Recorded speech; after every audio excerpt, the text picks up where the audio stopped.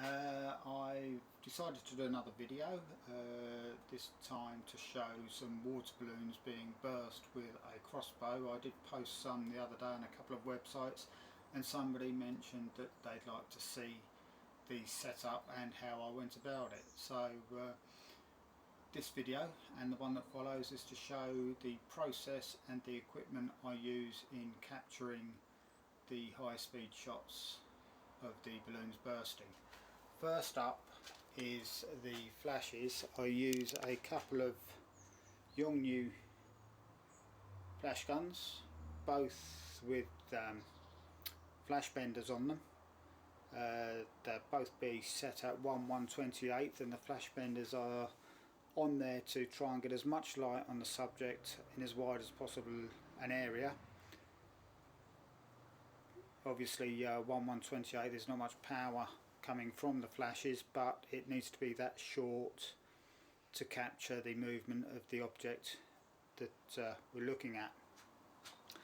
The mode of capturing for the object will be this camera axe. Don't know whether you can actually see that, probably not, but the camera axe is connected to this piece of equipment called a multi-flash board. The multi-flash board connects via two PC sync cables to the flashes. The reason for this is the multi-flash board gives me the facility to fire both flashes at the same time. I've previously used one flash connected and the other as an optical slave, but there are inherent problems with doing that, not least the slave flash triggers very slightly after the main flash, only by milliseconds, 100 milliseconds or so, but it's enough to ghost the image and make it look a bit naff, to be honest. With this connected to the camera axe, the flashes both fire at exactly the same time. Also connected to the camera axe is this microphone sensor that will listen out for the sound of the crossbow firing. If you could see here, there's a delay of 12 milliseconds set from the sound of the crossbow firing to firing the flashes. It should be just enough. It's a relatively loud noise, so I've had to set this quite high to stop extraneous noise setting it off. The camera will be fired or the shutter opened using a remote trigger. Cuts down on needless wires. I've got enough of them hanging around. Flash sync cable, two flash sync cables obviously. There are the targets, two balloons. There's the weapon of choice with a 6.5 inch aluminium crossbow bolt. It's an Armtec pistol crossbow, about 30 quid off of eBay. No, not eBay, sorry, off the interweb.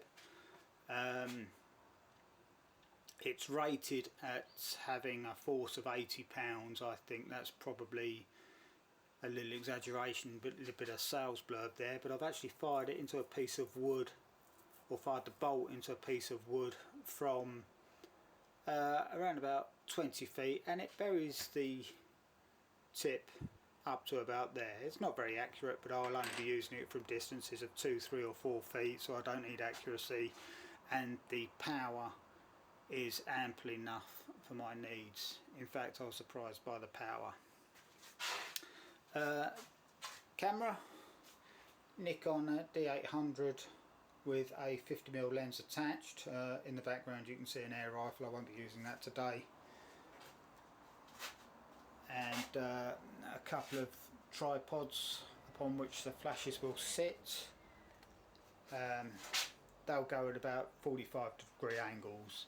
The balloon or target will be hung from that there hook, and so the only thing left now is to set it up and take the shot. So I'll just pause the video to then and okay, here's the setup. I've got the balloon in place there, 2 flashes in place there. The big red cushion you see back there catches the crossbow bolt which is there. I've got the flash benders. I've already taken a couple of test shots to make sure everything's okay, the light's right, etc.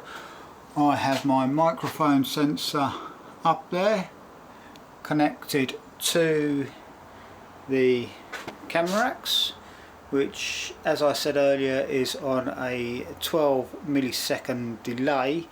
The trigger value is set quite high. I don't want any extraneous noise setting off the flashes. In fact, even if I lowered that, my talking could set the flashes off. Also, once they go off, I've set a 6-second delay so they don't fire twice while the shutter's open. The camera flash board, I'll put a link up to that on my site later, techphotoblog.com. Brilliant bit of kit, I think, just right for what I'm doing. Made by the same person, same inventor who makes the camera racks. I'll put a link to all of these. I'm currently using, or currently have, 5 different triggers. I hope to do a review of all of them one day soon, but currently the camera racks is my go-to trigger at the moment. There are others I use for different reasons. They've all got their good points, they've all got their bad points, but with the camera racks you can set so many different variables, you can have so many different sensors connected to it, for instance water drops and things like that, that it's made for a good purchase for me for what I do. One very important thing that I didn't mention earlier is safety goggles. I always use safety goggles or safety specs when doing this kind of work. It may just be that perhaps the projectile doesn't get you, but quite often ricochets can, or bits of debris flying off of wine bottles or wine glasses or anything like that, so it's always good to be safe. Also, I'm in an enclosed environment, so pellets, crossbow bolts, anything like that can't bounce about and hit other people, so safety is always a prime factor, and if you are going to undertake anything like this you should consider that also. I'm going to put the camera over here, the video recorder over here.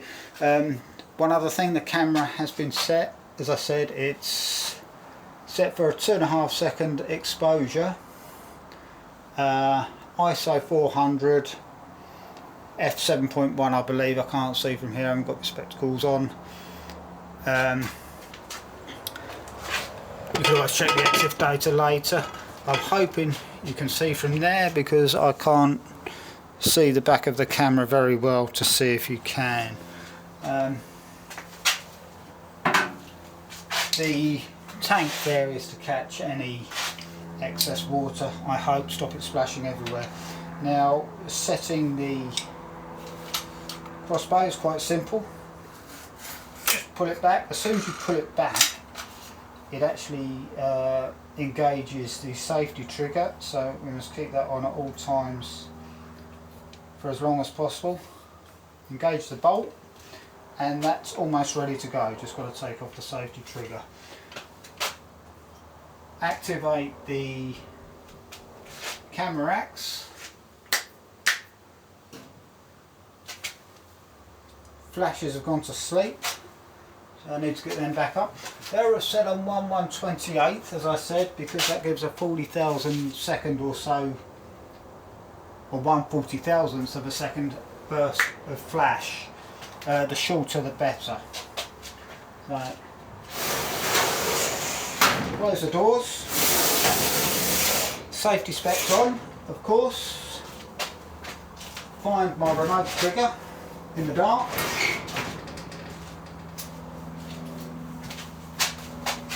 It's in my pocket. What I'll do, I'll just take another test shot to make sure everything's working correctly. There you go. Check the back of the camera. Everything's okay. So, here we go. Take the safety off. And in 3, 2, 1. Camera open. And there. Let's have a look at the back of the camera. See what we've got. Bingo. That's a pretty good one, I hope.